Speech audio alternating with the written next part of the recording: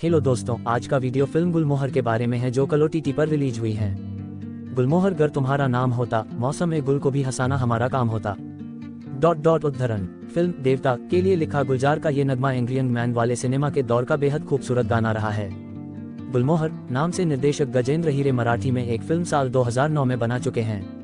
अब बारी हिंदी गुलमोहर की है।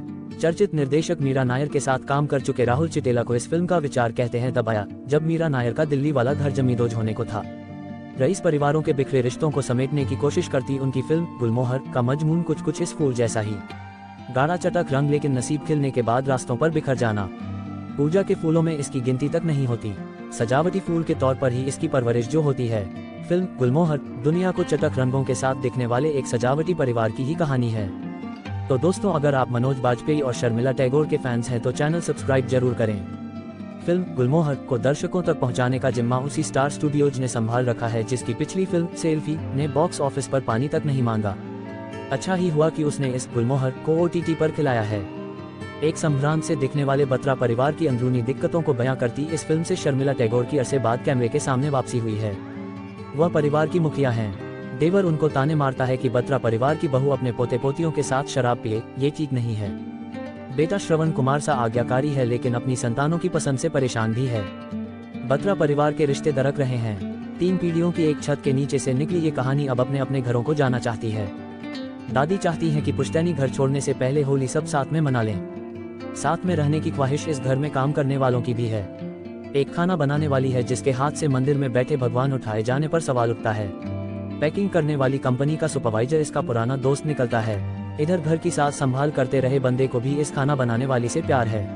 अमीर गरीब की खाई में पनपते प्रेम त्रिकोण में सामाजिक बेचैनियां भी हैं और रिश्तों की दरकती सच्चाइयां भी। बस जो नहीं है वह है इस कहानी को क्लाइमैक्स तक बांध कर रख पाने वाली एक पटकथा।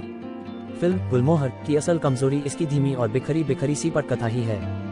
कहानी सही है और इसमें मूल कहानी के साथ साथ चलती क्षेपक कथाएं भी दिलचस्पी जगाती हैं, लेकिन ये क्षेपक कथाएं मूल कहानी का रस बढ़ाने की बजाय उसका असर उतारती रहती हैं। दिल्ली की पृष्ठभूमि में खिली फिल्म गुलमोहर बदलते मौसमों की बानगी है। मौसम सिर्फ गुलमोहर के खिलने का ही नहीं है।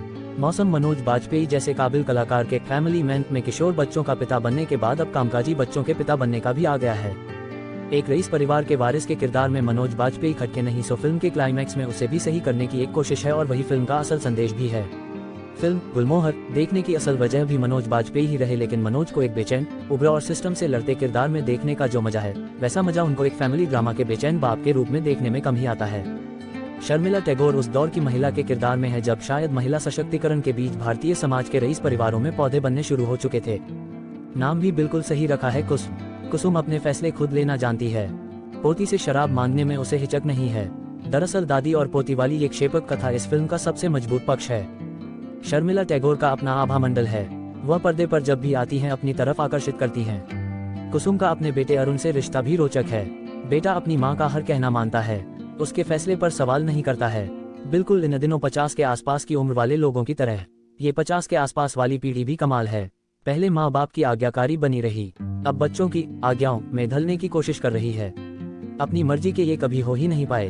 फिल्म गुलमोहर का उन्वान ये है कि घर की जिम्मेदारियों से मुक्त हो चुकी कुसुम अब अपनी मर्जी से बाकी जिंदगी जीना चाहती है, अकेले, और वह भी पुदुचेरी जाकर। अकेलेपन में एक साथी तलाशते इंसान के किरदार में जतिन गोस्वामी का अभिनय कमाल का है। दिल की बात जुबां पर लाने से कतराते इस इंसान का रेशमा के पुराने दोस्त के कहानी में आते ही बेचैन हो जाना कहानी का अच्छा ट्विस्ट है। चंदन रॉय भी हैं बीच बीच में हंसी की फुलझड़ियां छोड़ने के लिए, लेकिन इतने सारे किरदार कैनवस पर लाने के बाद इनको अलग अलग रंगों में संजोने के चक्कर में निर्देशक राहुल चिटेला वैसी मास्टरी दिखाने से चूक गए जिसकी इस तरह की मल्टी स्टारर फिल्मों में जरूरत होती है।